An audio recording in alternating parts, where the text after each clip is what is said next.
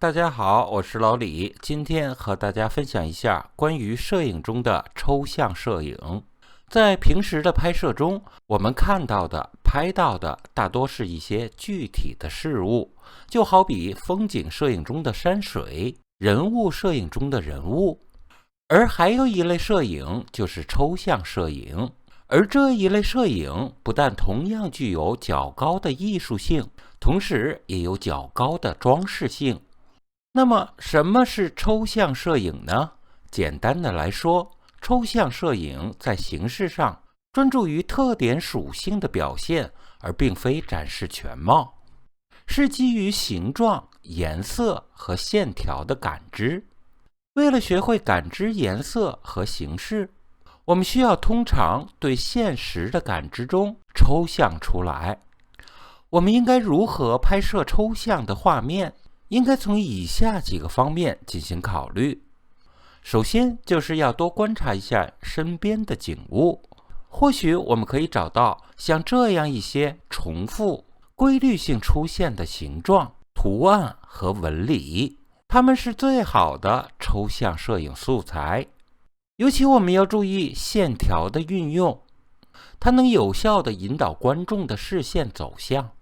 我们可以通过拉近镜头，进一步聚焦细微之处。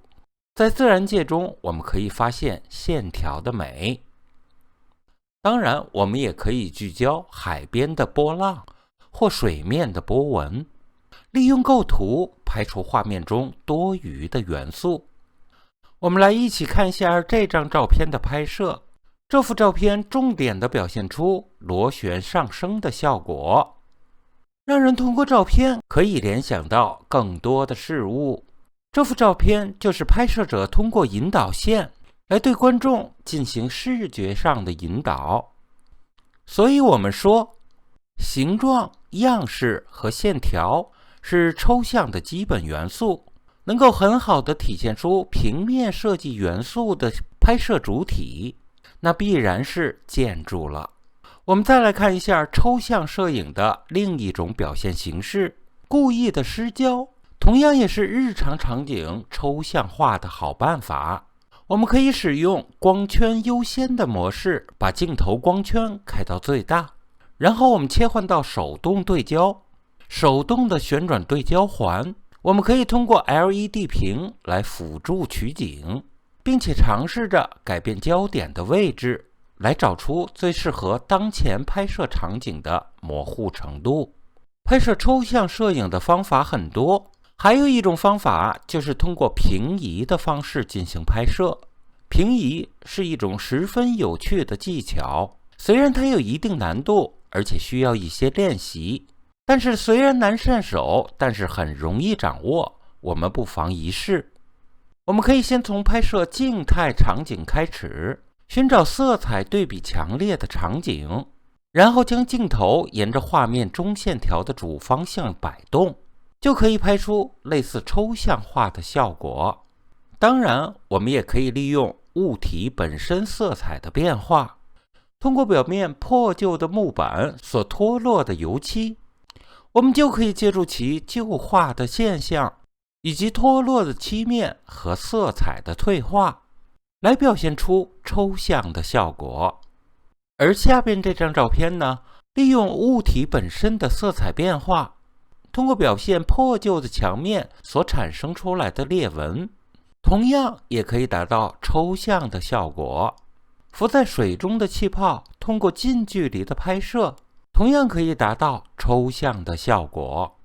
这幅照片拍摄者通过水面上的油滴，同时以艳丽的色彩为背景，给整个画面带来抽象的美感。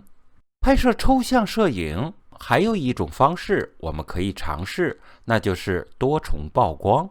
多重曝光是摄影中一种采用2次或者更多次独立曝光，然后将它们重叠起来，组成单一画面的技术方法。画面像影子一样的重叠，多重曝光打造如梦境一般的抽象美。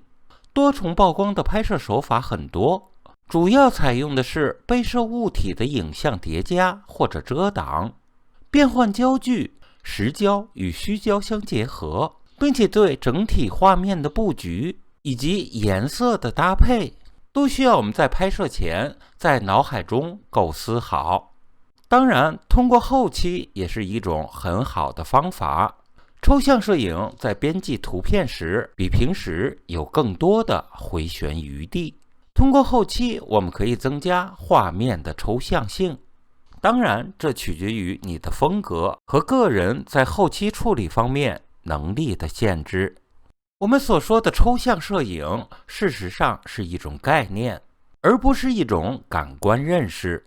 不少人以为线条、大块色块、梦幻的影调就是一种抽象，但事实上，这并不是真正摄影理论意义上的抽象，它只是一种表象。这些表象跟摄影的抽象是两个概念。抽象摄影允许你在日常的事物上发挥自己的想象力来创作。真正创作属于你有意念创作想法的作品。但是如果一开始就天马行空、无视技巧的话，那你就是在抽象摄影中搞错了方向。好，我是老李，非常感谢大家收看，我们下次见。